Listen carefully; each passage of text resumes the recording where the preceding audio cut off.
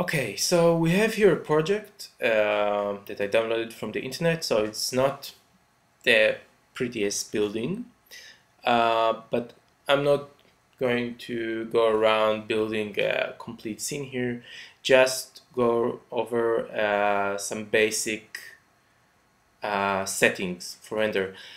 Now, I'm not going to go around the camera and day position, time position of the sun. I think you should probably already know how to use them. But I'm going to go over these settings, the output settings. I'm not going to go over these settings because they are supposed to stay default most of the time. And the first thing we are going to talk about is the name.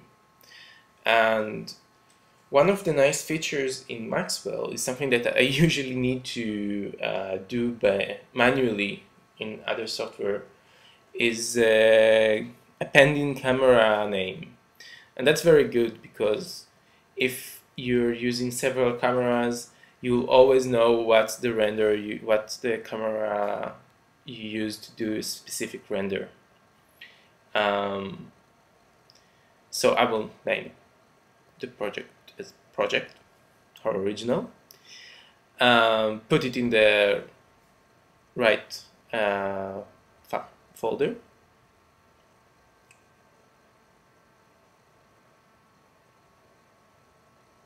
Yeah. Okay. And now I'm going to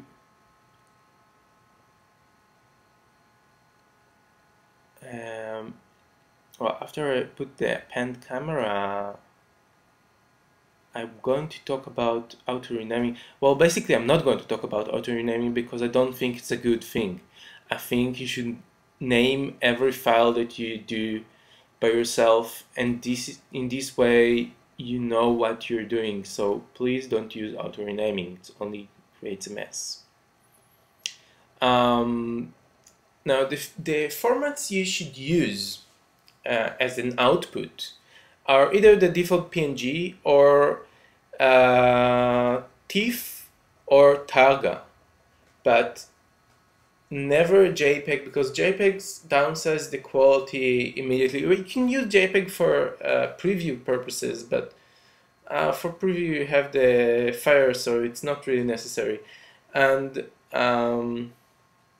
well, you can use the TIFF, the Targa, the PNG. PNG, I don't know, it's a good format and it's a default, so it's okay. And you can also output 8-bit and 16-bit images. Now, 8-bit images are, well, 16-bit images are more closer to HDRI images, meaning you can expose them more and still get the color you had without burning the picture.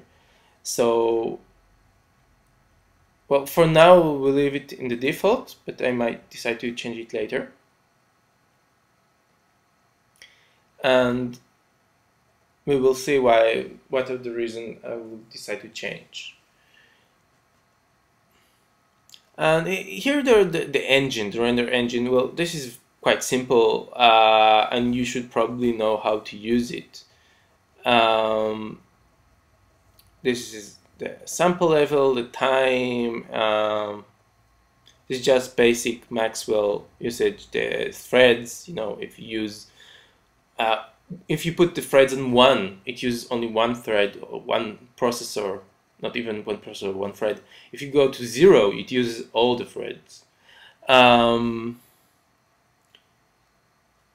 excited. It's all basic usage of Maxwell. Now here there are some important features. First of all is the instances.